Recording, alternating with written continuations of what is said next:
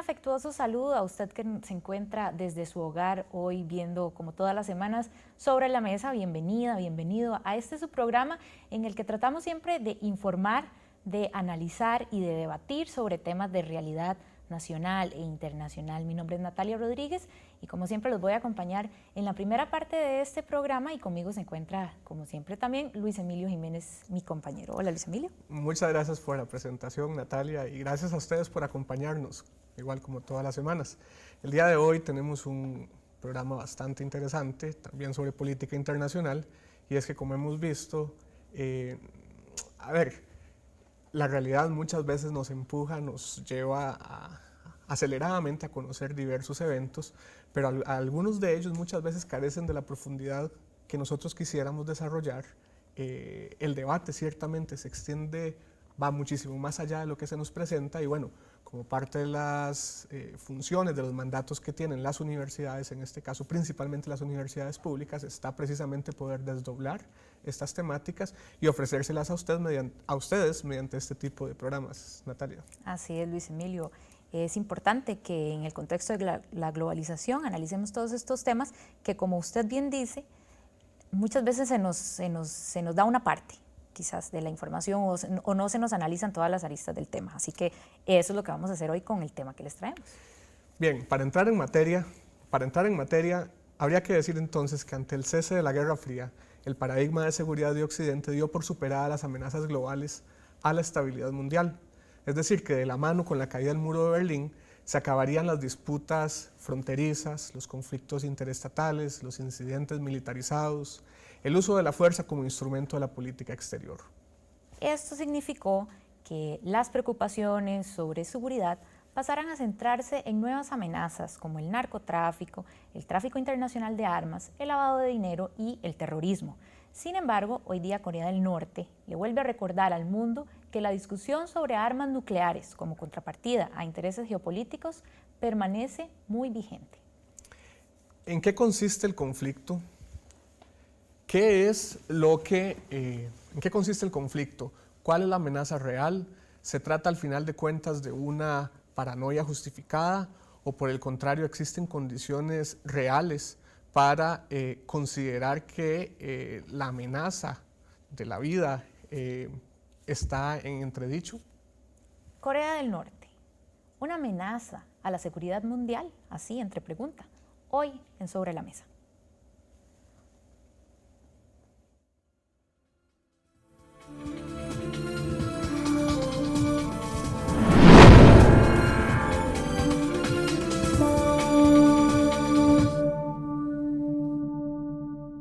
La península de Corea cuenta con una larga tradición política, económica y cultural.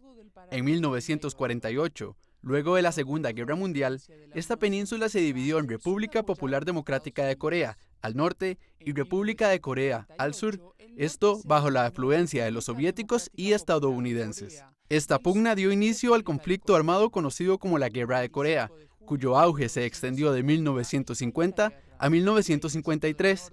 El ejército del norte invadió el sur, pero fue replegado por una coalición de aliados en nombre de la Organización de Naciones Unidas. El ejército chino intervino en el contraataque y no fue hasta en mayo de 1951 que se fija una frontera entre ambos países y 2 años después se firma el armisticio entre ambos bandos. El armisticio simplemente puso alto al fuego, pero no alto a la guerra. Entonces, las dos Coreas se han mantenido en guerra por más de 60 años, oficialmente. Ambas tienen regímenes políticos opuestos. Corea del Sur es presidida por un régimen de tipo capitalista y democrático, actualmente con la primera mujer presidente, Park Geun-hye, electa el año pasado con 51.6% de los sufragios a su favor. Por su parte, Corea del Norte vive un régimen socialista autoritario, regido por la dinastía familiar Kim Il-sung, quien fue sucedido por su hijo Kim Jong-il y desde el 2011 por su nieto Kim Jong-un, tras heredar el poder luego de la muerte de su padre. Pues ambas Coreas tomaron caminos muy distintos, ¿verdad? Y lo podemos ver actualmente. Digamos, Corea del Norte se dedicó más a su desarrollo militar, mientras Corea del Sur, bajo el presidente Park Chung-hee, se dedicó a una economía de exportaciones. El actual líder de Corea del Norte es el menor de la tercera generación de la dinastía Kim. De él se desconoce su edad exacta, pero es señalado por la comunidad internacional, dada su juventud, poca formación e inexperiencia para estar al poder. Sus habitantes viven aislados y de alguna forma censurados del mundo. Él heredó el poder en diciembre del 2011 y desde entonces tiene en vilo al mundo entero por la escala de sus amenazas de guerra. El compromiso entre ambas Coreas de no agredirse mutuamente, pero sin acordar oficialmente la paz. Una frontera entre norte y sur, establecida a lo largo del paralelo 38, una franja de 4 kilómetros de zona coreana desmilitarizada y la crecida del conflicto en este 2013 con amenazas verbales de un lado y respuestas del otro, supuestas pruebas nucleares, sanciones de las Naciones Unidas, lanzamiento de satélites y ejercicios militares es lo que hoy pone sobre la mesa el tema de la península coreana.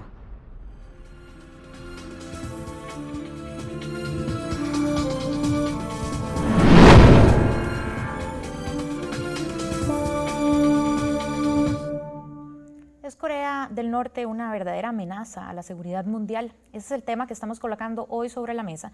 Y para la primera parte de nuestro programa, que como siempre consiste en una entrevista, tenemos hoy a José Francisco Aguilar Bulgarelli.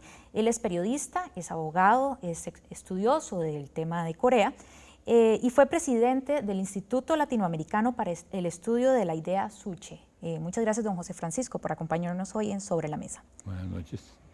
Quisiera que conversáramos en primera instancia, ¿es irracional el comportamiento de Corea del Norte? Bueno, mire, hay toda una información que no corresponde en realidad a lo que está ocurriendo en Corea. Incluso en lo que acabo de oír, hay una serie de informaciones que tendría necesariamente que contradecir, pero el tiempo no lo permite como para hacerlo. Yo lo que le puedo decir es que Corea es un país de paz, es un país que se ha construido sobre esa base, no sobre la base militar, como se dice, como dijeron hace un rato, sino que han construido una sociedad ejemplar, donde la gente vive feliz, donde no hay grandes problemas sociales porque todos han sido más o menos resueltos. Sin embargo, hay una amenaza permanente sobre Corea del Norte que viene no tanto de Corea del Sur, sino de la ocupación norteamericana en Corea del Sur. Cuando se fundó la República de Corea en el año 48, Corea del Sur, los soldados norteamericanos no se fueron de ese país como sí ocurrió en el norte. Y han permanecido por todo este tiempo, 60 años, 40.000 soldados norteamericanos, después dicen que 20 y a veces son 40.000, que no se sabe qué están haciendo en Corea del Sur, aunque claro que se sabe que hay bases militares y que lo que les interesa es tener ahí esas bases militares para mantener una amenaza sobre todo el oriente. Y cada periodo, generalmente cada 2 años, se hacen ejercicios militares conjuntos entre Estados Unidos y Corea del Sur. Cuando se hacen esos ejercicios militares conjuntos, en el norte se declara un estado de guerra, que no es una declaración de guerra, como han dicho las noticias falsamente. El estado de guerra es simplemente una alerta. Corea del Norte no sabe si es una invasión norteamericana o son ejercicios militares. Entonces, mientras duran esos ejercicios militares, Corea del Norte está en un estado de alerta. Y en esta ocasión, pues le ha dicho a los Estados Unidos, pues nosotros también tenemos armas atómicas. Por cualquier cosa, tengan cuidado y tómenla en cuenta. Yo quisiera agregar que cuando digo que Corea es un pueblo de paz y un país de paz, que Corea nunca ha invadido a nadie, nunca ha hecho una guerra, no le ha vendido armas a nadie y que precisamente quien es una amenaza para el mundo con sus guerras son los Estados Unidos de Norteamérica, que sí le han hecho muchas invasiones a Latinoamérica, han hecho últimamente, bueno, la guerra de Vietnam, en Irán pasándole por encima a las Naciones Unidas, en Irak pasándole por encima a las Naciones Unidas, luego en Afganistán. Bueno, y Corea tiene razón en pensar que hay una amenaza sobre ella permanente, que hay una actitud que es una provocación por parte de estos ejercicios militares. Para terminar este punto nada más, yo quisiera decirle que hace unas 3 semanas que le dijeron a Corea que por qué no volvía a las conversaciones entre los 6 países que estaban para resolver estos problemas, y Corea lo que contestó era que si en ese momento terminaban los ejercicios militares y se levantaban las sanciones que injustamente se le habían impuesto, inmediatamente volvería a esas conversaciones. Pero los Estados Unidos continuaron con sus ejercicios militares hasta el día de antier. Terminaron los ejercicios militares, ya no hay problema en Corea, ya no hay amenazas, ya no hay noticias provocadas por el gobierno norteamericano y por sus agencias de noticias. Así es que el peligro de guerra que decían que había provocado Corea ya terminó. Entonces, ¿cómo leer desde otras partes del mundo los ensayos nucleares? ¿Diría usted que eso son una respuesta reactiva? Pues sí, es una respuesta a esa situación. Los Estados Unidos también llevaron aviones con armas nucleares, también tienen ojivas nucleares en Corea del Sur, y simplemente lo que ha dicho Corea, nosotros también tenemos esas armas, pero no queremos la guerra. Alguna vez yo hablé con el presidente Kim Il-sung personalmente, y él me decía que era ilógico pensar en una guerra contra Estados Unidos, porque ellos podían producir algún efecto en esa guerra, pero que en 15 minutos destruían a Corea, y que 60 años de trabajo, de grandes esfuerzos, construyendo físicamente y socialmente una sociedad como la que existe, no se iba a destruir en 15 minutos, así porque sí, que por eso Corea no quería la guerra, y que además su política siempre ha sido de paz. Corea, en 1000 declaraciones que se han hecho en discursos de sus gobernantes, se ha dicho que para que el mundo progrese, para que una sociedad llegue a construirse positivamente, solo se puede hacer en un clima de paz. Usted que conoce bien esa realidad, cuénteme qué significado tiene el paralelo 38 para Corea del Norte y Corea del Sur. Bueno, el paralelo 38 fue el que se estableció como frontera en el año 48, cuando los Estados Unidos dividieron Corea. Que esta es una cosa que hay que dejar clara. Fueron los Estados Unidos, porque las elecciones que se hicieron en Corea antes de esa división eran de toda Corea, y el presidente Kim Il-sung fue electo en esas condiciones. Y los Estados Unidos fundaron la República Democrática de Corea, o Corea del Sur, trayendo a los Estados Unidos un coreano que no había estado en la lucha antijaponesa, que no tenía nada que ver, que se llamaba Syngman Rhee, y que establecieron la frontera entre las dos Coreas en el paralelo 38. ¿Y actualmente qué significado tiene? ¿Qué tipo de relación hay entre las dos Coreas y qué significa realmente el paralelo 38? Bueno, después de la guerra del 53 y con el armisticio de guerra, que no fue un armisticio de paz, sino un armisticio de guerra, la frontera se corrió, no está necesariamente en el paralelo 38, está más hacia el norte, porque Corea del Norte iba ganando esa guerra, y se estableció que al final de la guerra la frontera fuera el estado de guerra donde estaba. Bueno, pero lo que hay que decir es que no es tanto el paralelo 38, sino que los Estados Unidos en Corea del Sur han construido un muro de cemento armado de 362 kilómetros para dividir las dos Coreas. Ellos hablan del muro de Berlín y la vergüenza del muro de Berlín, bueno, y la vergüenza del muro de Corea, construida por ellos desde hace muchos años para que no pueda haber comunicación entre los habitantes del mismo país, porque Corea fue una sola nación durante 5.000 años.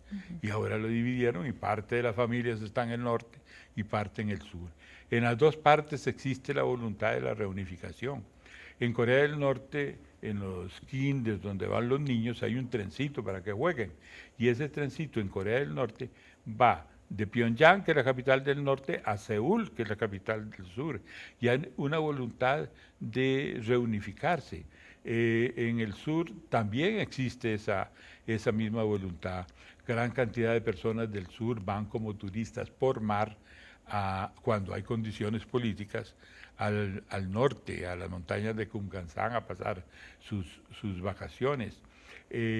Hay un apoyo, por ejemplo, toda una campaña para comprar televisores del norte, no porque en el sur no existieran, sino para ayudarle al norte. Bien, si quiere, dejémoslo por ahí y más adelante seguimos conversando más de esta realidad. Un puntito. A ver, un puntito, porque estamos fuera de tiempo. Que en el año 89, después de haber por primera vez elecciones democráticas en Corea del Sur, se estableció un gobierno que fijó las bases entre el norte y el sur para la reunificación. Y esas bases todavía están vigentes y pueden ejercitarse. Ok, tenemos que hacer una pausa aquí en Sobre la Mesa. Ya casi regresamos con la segunda parte de la entrevista.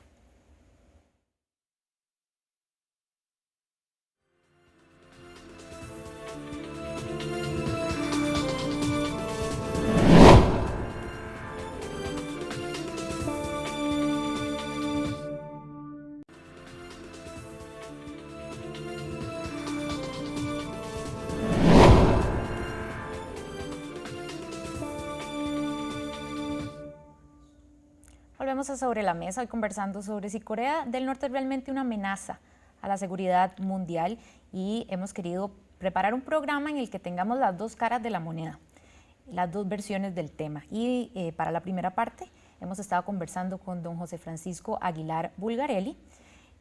Continuamos conversando con él. Quisiera que me contara un poco qué otros actores están involucrados en este conflicto, porque ya sabemos que va más allá de Corea del Norte, Corea del Sur y Estados Unidos. Entonces cuénteme un poco qué papel juega sobre todo China en este conflicto. Bueno, mire, China tiene una amistad muy especial con Corea del Norte, ya que la Revolución Coreana triunfó antes que la Revolución China y le dio una ayuda a esa revolución. Y en la guerra de Corea, entonces, en reciprocidad, los chinos le ayudaron a los coreanos en la guerra de Corea. Por eso dice que ellos tienen una amistad, una hermandad de sangre por esa relación. Y existen muy buenas relaciones entre los dos países, pero Corea es un país absolutamente independiente, que ni depende de China, ni hace nada por China, ni China tiene nada que ver con Corea del Norte, como Rusia tampoco nada tiene que ver con Corea del Norte. Bien, pero usted manifestaba que en términos de una posible reunificación, que usted lo considera algo posible, ¿estaría China contenta con que Estados Unidos toque su frontera? Bueno, es que precisamente las bases de la reunificación, que es una reunificación pacífica e independiente, ese fue el acuerdo fundamental que se tomó en el año 89, no estarían los Estados Unidos. Y los Estados Unidos es el único que impide la reunificación. Esa reunificación difícil por las circunstancias de los dos sistemas políticos que existen y que, como en un pensamiento oriental, pues tendría que ser a largo plazo mediante un proceso despacioso que se va realizando, parte de que los Estados Unidos se vayan de Corea del Sur. ¿Qué está haciendo los Estados Unidos en Corea del Sur? Provocando precisamente estos actos como los últimos de ejercicios militares, que es una provocación a Corea del Norte, amenazando con una posible guerra, porque los Estados Unidos pueden hacer una guerra cuando quieran y donde quieran, y ya lo han demostrado a través de los siglos, y entonces los chinos no tendrían ningún problema porque los Estados Unidos no existirían.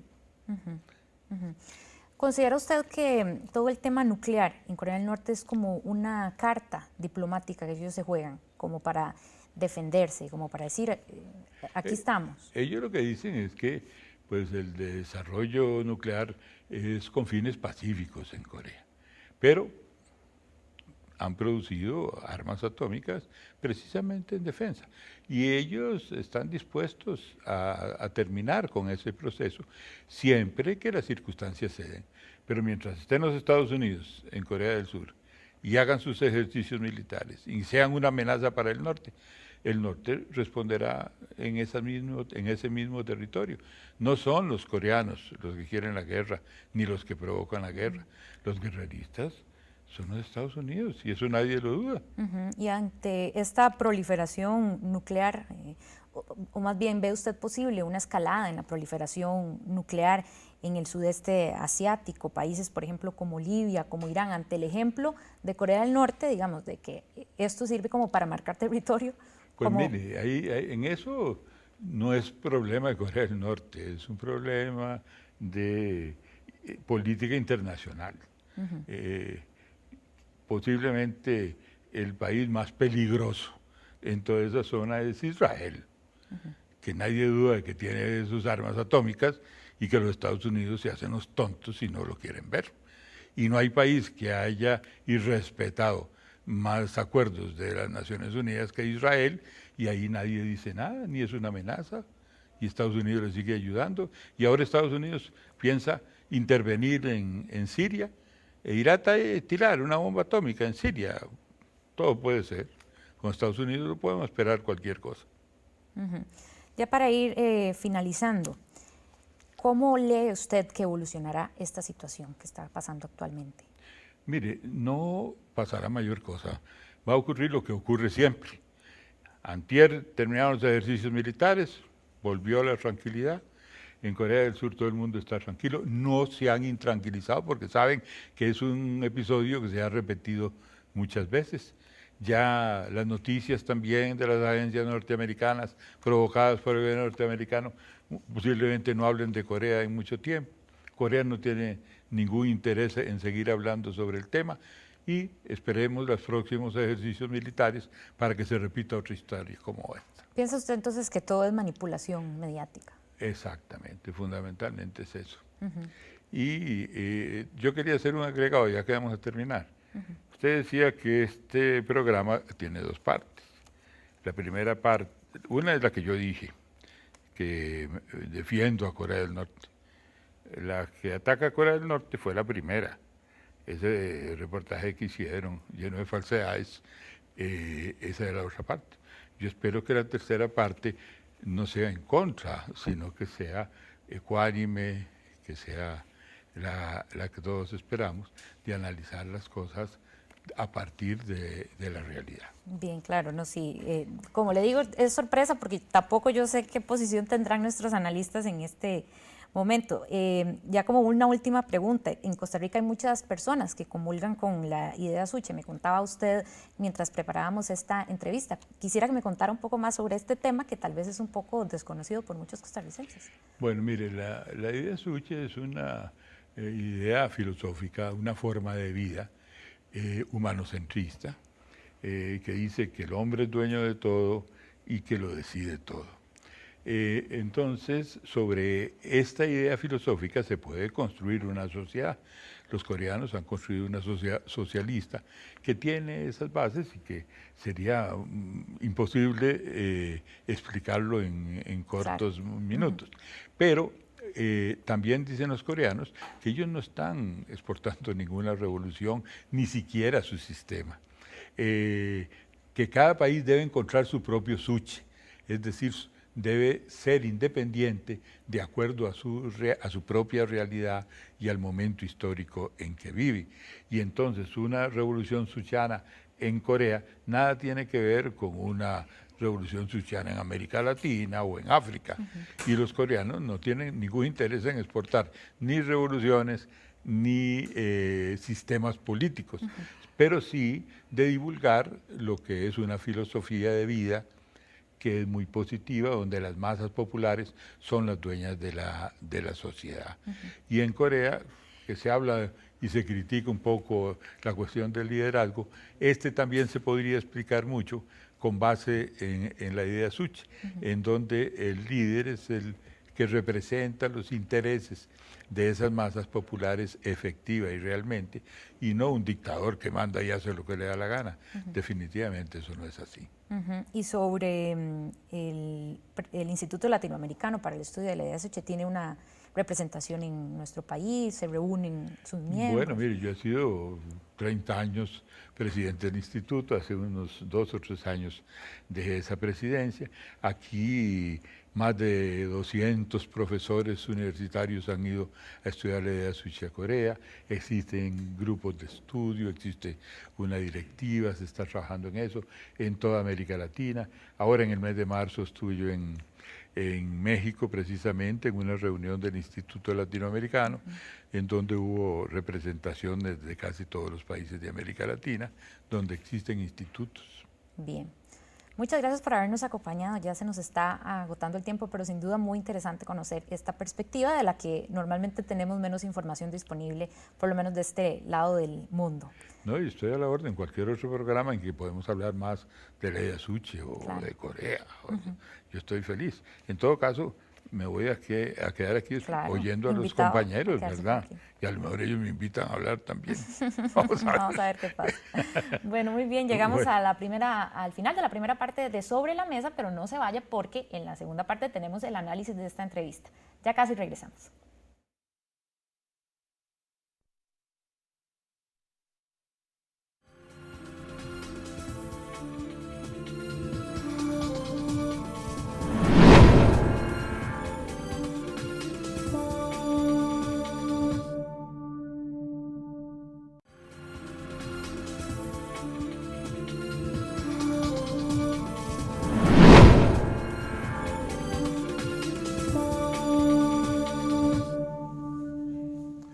Gracias por continuar con nosotros. Estamos en Sobre la Mesa el día de hoy conversando sobre el conflicto en la península de Corea.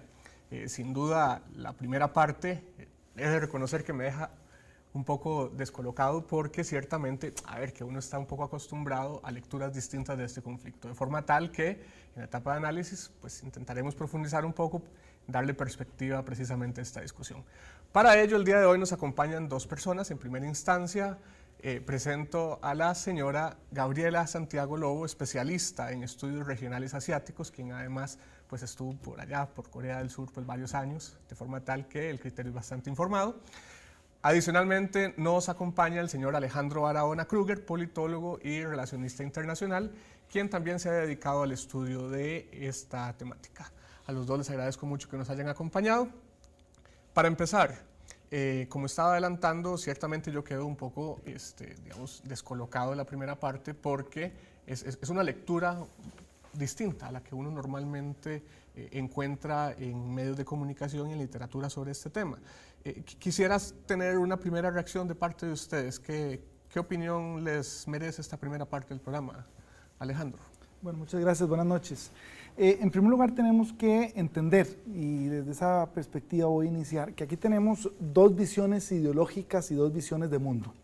Aunque históricamente hablamos de una Corea después de 1948, efectivamente aquí cada Corea toma un rumbo distinto. Y hoy en día esa visión se ha ido profundizando.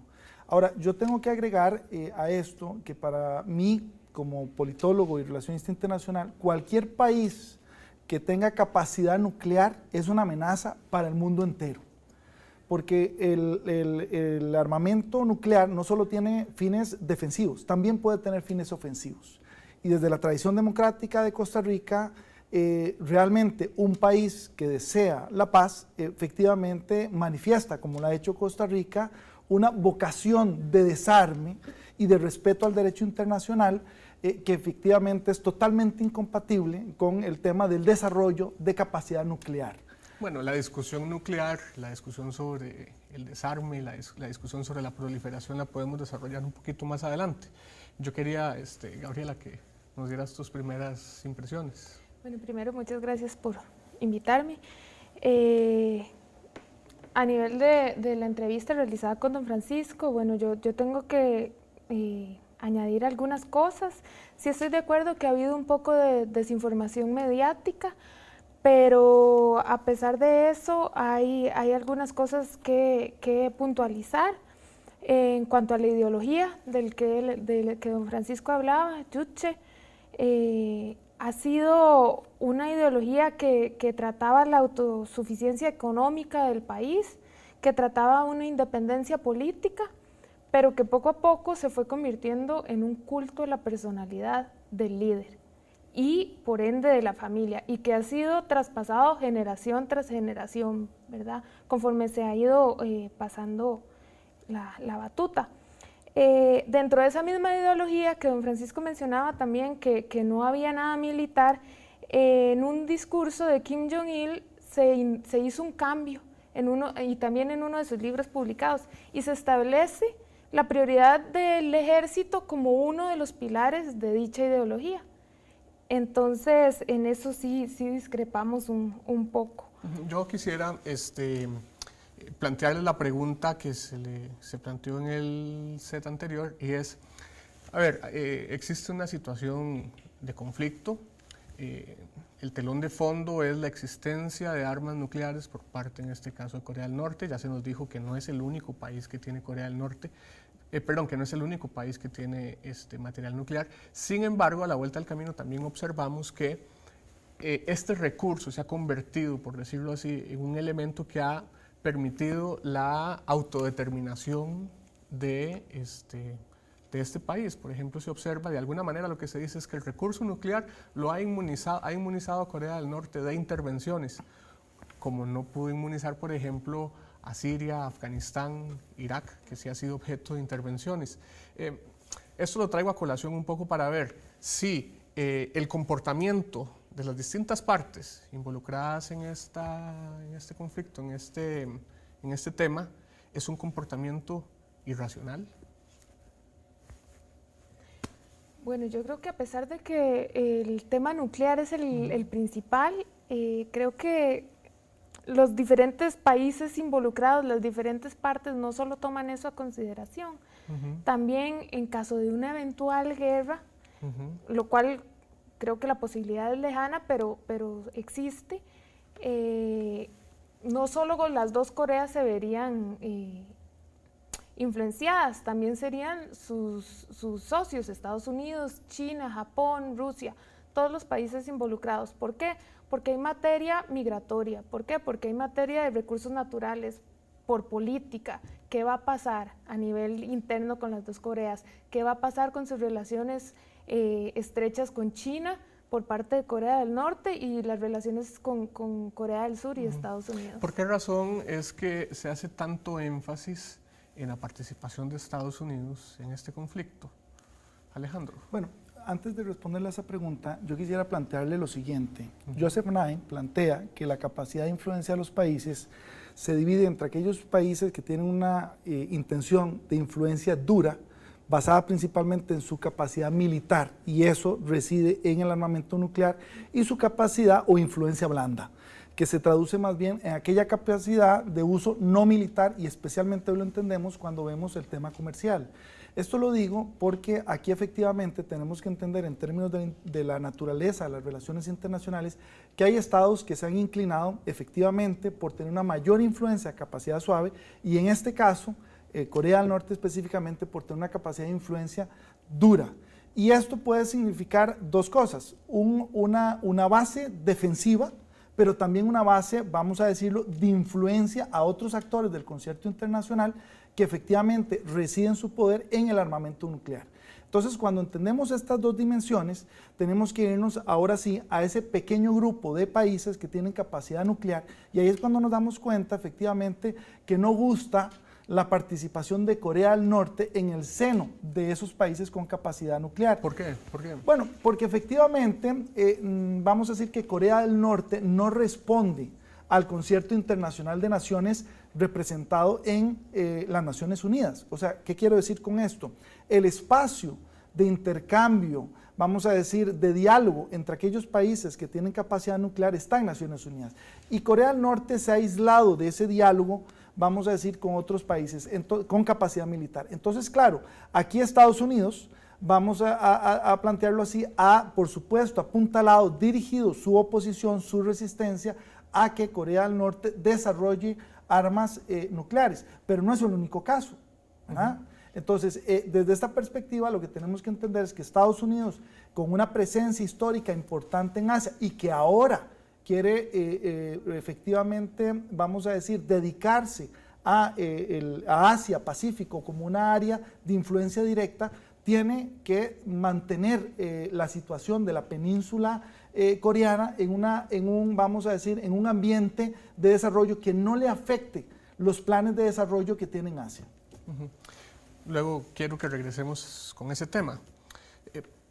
A mí me queda una pregunta que me imagino que los televidentes también se la deben estar haciendo. Corea del Norte ha sido retratado por los medios de comunicación como un país de guerra, como un país armado que en cualquier momento, precisamente porque se le ha atribuido un carácter de irracionalidad a su toma de decisiones, a su visión de mundo, pues podría colocar, digamos, en una situación de inminente peligro al mundo entero. Sin embargo, don José Francisco, en el panel anterior, más bien nos retrata una Corea del Norte como un pueblo de paz. Gabriela, me gustaría conocer cuál es su opinión, digamos, entre estas dos visiones. Bueno, creo que retratar a Corea del Norte como un pueblo que cause un inminente peligro, no. Y contrario a lo que usted mencionaba, Luis Emilio, de que actúa de manera irracional, yo considero que es completamente la otra cara de la moneda. ¿Por qué? Se ha actuado muy racionalmente. ¿Por qué? Porque se le instauraron sanciones. Como mencionaban antes, Corea... Pero las sanciones devienen precisamente de los mismos ejercicios nucleares y un poco, digamos, el tema que está planteando Alejandro. Sí, precisamente. Lo que pasa es que esos ejercicios nucleares, bueno, ellos también lo han justificado, no siempre han sido ejercicios nucleares. Hubo un lanzamiento de un satélite, por poner un ejemplo. El satélite se le informó a Naciones Unidas, se le informó a Corea del Sur, que era con motivos de llevar control de agricultura, de energía, todo lo demás. Aún así se le instauraron las sanciones.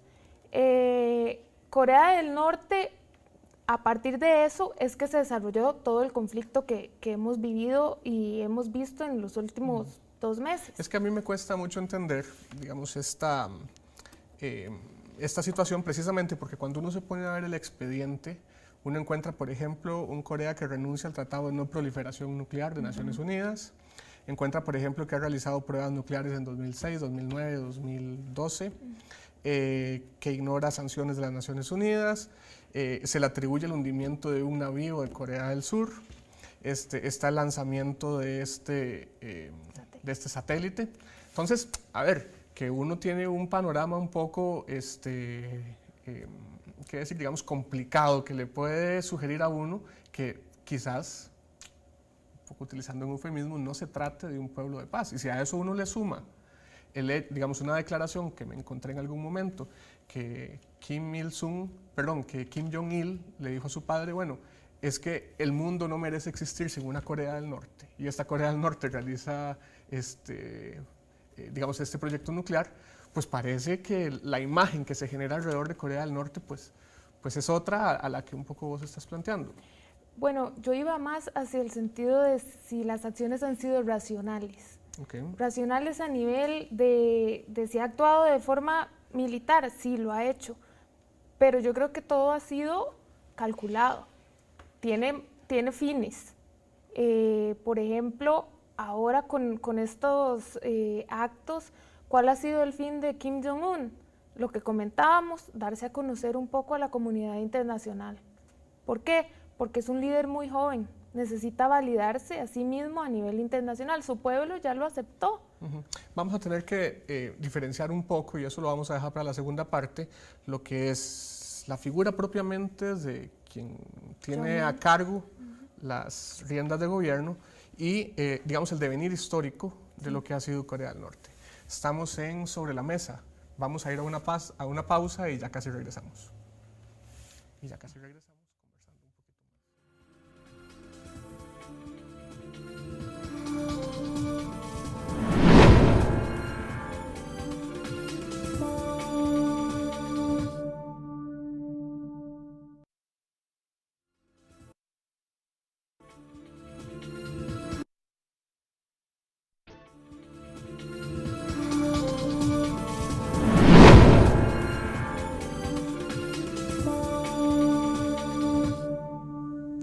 Gracias por continuar con nosotros. Estamos en Sobre la Mesa discutiendo, conversando sobre el tema de si el conflicto en la península de Corea efectivamente es una amenaza a la seguridad global. Para ello, el día de hoy hemos conversado en un primer momento con don José Francisco Aguilar y en este momento estamos profundizando en el análisis con Gabriela Santiago y con Alejandro Barahona. En el panel anterior tocamos varios temas y yo creo que es momento de ir hilvanándolos, ir un poco, digamos, amarrándolos. Hay una discusión que quedó abierta o que está abierta, que es el tema de las potencias, que es toda la discusión geopolítica que nos hace recordar que efectivamente, como presentamos al inicio del programa, tenemos un paradigma de seguridad que nos recuerda la idea de nuevas amenazas, pero resulta que hay amenazas tradicionales que continúan vigentes. Entonces, en términos geopolíticos, pensando en las potencias, ¿cuál es el rol? ¿Cómo interpretar este conflicto tomando en cuenta la participación de China por un lado, la participación de Rusia y la participación de los Estados Unidos? Alejandro. Claro. Bueno, en el bloque anterior nos quedamos analizando Estados Unidos, pero recuerden que el experimento de las dos Coreas obedece a la Guerra Fría, en la que efectivamente la Unión Soviética y Estados Unidos se distribuyeron el mundo. Y en esa lógica hay casos como el de Corea, las Alemanias también, donde lo dividieron y sometieron esos territorios a cada uno de los modelos. Ahí hay que recordar, perdón, que ciertamente hubo una suerte de afincamiento de parte de las fuerzas rusas, precisamente hacia el norte del paralelo 38, rusas y chinas, y un afincamiento de las fuerzas estadounidenses del paralelo 38 precisamente hacia abajo. Claro, entonces tenemos ahí una explicación, vamos a decir, ideológica, pero más que ideológica viene todo lo demás, económica, política, social, que explica por qué hoy día las dos Coreas son tan distintas, aunque las unen, como decía nuestro antecesor, 5.000 años de tradición. Ahora bien, aquí tenemos que ver lo siguiente, en este caso no solamente estamos hablando de la Unión Soviética, que hoy día está reducido a uno de los 5 BRICS, sino que también está China, como la segunda economía en crecimiento, y China quiere tranquilidad, paz y estabilidad en Asia para poder continuar su crecimiento. Que además se le atribuye un rol como de cierta paternalidad en relación con Corea del Claro, Norte. pero un Corea del Norte que no termina, vamos a decir, de dejarse influenciar por China y la Unión Soviética. Y esto cuesta mucho, y Rusia, y esto cuesta mucho en el contexto actual del Consejo de Seguridad. Recuerde usted que para que pase una sanción al Consejo de Seguridad tiene que no haber sido impugnado por ninguno de los 5 miembros, y ahí está la Unión Soviética y China. Entonces, que algo pase por el Consejo de Seguridad con aprobación cuesta muchísimo. Bueno, de hecho, uno de los elementos que ha generado cierto nivel de sorpresa en los últimos días es que precisamente China, a pesar de esta relación y una suerte de representación de los intereses de Corea del Norte en distintos foros, accede en este caso a que se le impongan estas sanciones. ¿Eso qué significa en relación con la relación entre China y Corea del Norte? Bueno, significa que China no puede estar tampoco de acuerdo con una situación de tanta tensión que llegó en un momento a hablarse de un inminente conflicto armado, ¿verdad?, en las Coreas. Yo creo que esta tensión, veamos, que va en crecimiento y va en crecimiento conforme Corea va desarrollando su programa nuclear. Y recordemos que en este momento Corea tiene por un lado los misiles que tienen un alcance entre 3.000 y 4.000 kilómetros, y eso pone en riesgo, vamos a decir, no solo a Corea, pone en riesgo a Japón y a la isla de Guam, donde también hay establecidas bases militares norteamericanas. Y por supuesto están en radar China, pero bueno, China en este caso no es una amenaza para Norcorea. Pero también viene el otro tema, que es la capacidad nuclear que realmente tiene Corea, porque Corea del Norte no tiene en este momento ojivas nucleares para poder colocar en esos misiles, pero está desarrollando todo hacia ese norte. Y eso es lo que preocupa a la comunidad internacional, entre ellos al mismo China, porque lo que se quiere hoy en día es un contexto no solamente de paz, sino que efectivamente se profundicen las relaciones, vamos a decir, económicas y comerciales globales, no que se regrese a un conflicto de guerra fría de antaño. O sea que efectivamente hay un costo de oportunidad alto, tanto para China como para Corea del Sur, que son economías con una vocación hacia el intercambio comercial y de crecimiento económico bastante rápido. Yo quisiera, tal vez, Gabriela, que retomáramos el tema de los Estados Unidos. ¿Qué intereses tiene Estados Unidos en la zona? Porque don José Francisco en el panel anterior señalaba como el único escollo existente para, por ejemplo, lograr la reunificación de China es Estados Unidos. Entonces, yo quisiera entender cuál es la participación, no solo histórica, sino actual de los Estados Unidos en este contexto. Bueno, la península coreana posee una posición de privilegio en el este asiático, ¿verdad? ¿En qué sentido? Tiene acceso a ¿qué? A Japón, a China. Ahora la economía surcoreana ha crecido tanto hasta colocarse dentro de una de las 15 economías más importantes del mundo. El mayor socio comercial estadounidense es China. Y bueno, como mencionaba don Alejandro, también el interés de Estados Unidos en Asia-Pacífico ha incrementado muchísimo. Creo que Estados Unidos ve su estadía constante en Corea del Sur como una manera de aferrar ese poder y también influenciar las decisiones que sus socios comerciales en Asia podrían tomar. Inmediatamente, ¿cuáles socios comerciales? China, Corea del Sur, Japón. Uh-huh. ¿Qué pasaría si hay una reunificación? Pues ya ambas potencias, tanto China como Estados Unidos, tendrían que jugar un papel bastante diplomático, de mediadores, y ver cómo se logra esa reunificación manteniendo los ideales de ambas Coreas. Bueno, ¿verdad? una de las preocupaciones, a ver, voy a plantear primero las oportunidades. Lo que se dice es que una reunificación le sirve a las Coreas porque se estaría mezclando de alguna manera todo el desarrollo tecnológico y económico de la Corea del Sur con una mano de obra barata de Corea del Norte, y que ahí hay una gran potencialidad. Sin embargo, más allá de eso, encontramos que por un lado, Estados Unidos no concibe una reunificación retirándose de la península, y una China no ve con buenos ojos una reunificación que le permita a Estados Unidos tocar su frontera. ¿Es así? Eso es muy importante, ver el tipo de reunificación a la que se quiere llegar. Parece que quedamos en un punto y aparte, o punto y final en esta discusión, porque ¿cómo se resuelve esto entonces? O sea, ciertamente parece que este conflicto es un conflicto subsidiario, entonces, que no necesariamente tiene que ver con las Coreas, ni con Pyongyang, ni con Seúl, sino que al parecer tendría que definirse vía Pekín-Washington. ¿Es así?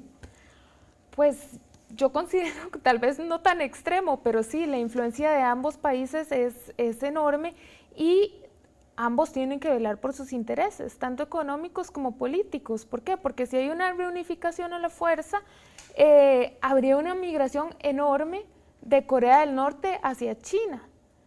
¿Qué dejaría de percibir ahí China? Recursos naturales de los que se provee actualmente, y también tendría un problema de población con la cual ya está lidiando. Hay mucha migración norcoreana ilegal hacia China. En cuanto a Estados Unidos, yo considero que los intereses sí merman un poco la posibilidad de una integración pronta. Ok. Alejandro, yo quería, hay una pregunta que ha estado en el aire, no en este programa todavía, pero la traigo a colación. Y es que se ha mencionado, se ha intentado descalificar estas actuaciones de Corea diciendo, a ver, cada vez que tiene algún problema, pues no interno, sino algún problema de que, digamos, de hambrunas por un lado, de crisis alimentaria por otro lado, de necesidad de medicamentos y tal, se inventa un conflicto. Digamos, palabras más, palabras menos, es lo que dicen, presiona a la comunidad internacional desinfla esta situación mediante la cooperación. Sin embargo, y de esa manera, digamos, han querido bajarle el perfil, bajarle el tono a la situación, un poco diciendo, a ver, nos enfrentamos a un periodo similar al que ya en otras oportunidades ha ocurrido. Sin embargo, yo me pregunto, como recurso de poder, ¿podría estar inutilizándose en el sentido de que ciertamente pierde su efectividad frente a la persona que se intenta disuadir, precisamente porque nunca ha sido puesto en práctica? ¿Existen posibilidades bajo esta racionalidad de que este conflicto pueda, digamos, escalar a un nivel mayor? O, como dice don José Francisco, acabados los ensayos en la península, se acaba la situación actual. Okay. Ciertamente... Perdón por la pregunta tan larga. No, claro. Ciertamente aquí hay un ciclo que podemos identificar a nivel internacional. Ha habido una interpretación que es esa. Otra podría ser también la desviación de la atención internacional en temas más puntuales de cooperación o la puesta en prueba realmente de esa cooperación internacional hacia Corea del Norte. Lo cierto acá es que esas tensiones en esos procesos cíclicos, cada vez que se vuelven a repetir, se van aumentando los grados de tensión y de confrontación, ¿verdad? Y eso, el problema es hasta dónde puede alcanzar. Y lo digo porque efectivamente hay una presión, no solamente, vamos a decirlo, de Estados Unidos, Rusia, China en el contexto, que no le ayuda a las Coreas tampoco a resolver su problema. O sea, sería totalmente distinto entrar en este conflicto sin la presión estratégica que tienen estos grandes socios internacionales. Pero además, vea usted que efectivamente la posición geoestratégica que tiene Corea en el centro de Asia obliga a no poderla sacar del contexto.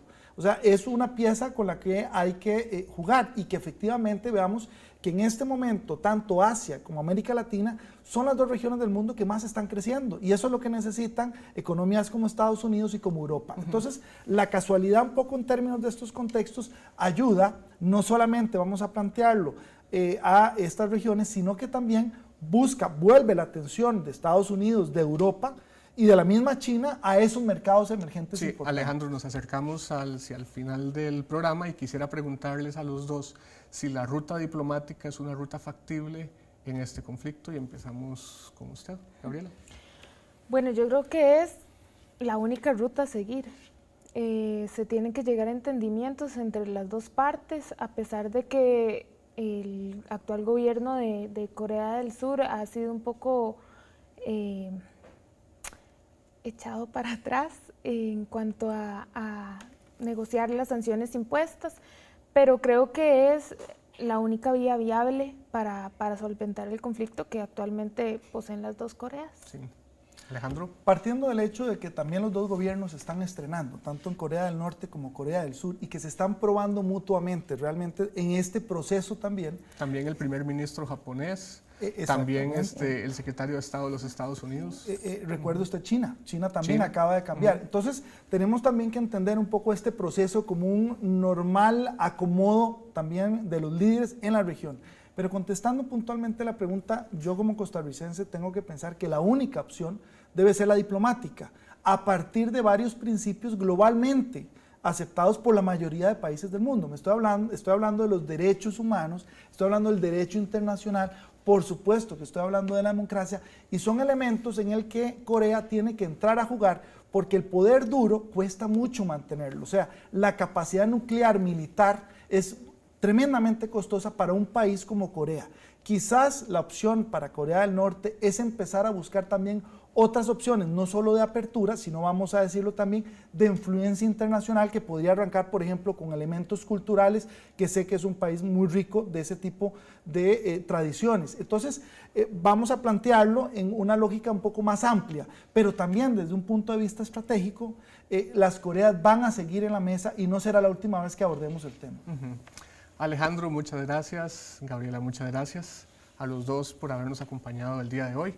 A ustedes en casa también agradecerles que nos hayan acompañado. Yo espero haber podido ofrecerles a ustedes una discusión que plantee las distintas aristas existentes en torno a este conflicto. Vemos que la opción diplomática es una opción deseada, sin embargo continúa existiendo digamos, el fantasma del conflicto armado, el fantasma de la amenaza nuclear, a la cual nosotros como costarricenses pues no estamos, digamos, muy habituados. Yo espero que este no sea el único programa que nosotros desarrollemos sobre este tema, porque a la vuelta del camino lo que hay es una labor de nuestra parte de información casi que didáctica de qué es lo que pasa en el mundo y cómo de alguna manera afecta a la región y por supuesto que pues a nosotros los costarricenses. Les agradezco que nos hayan acompañado el día de hoy. Nos vemos la próxima semana con un nuevo programa de Sobre la Mesa. Hasta entonces.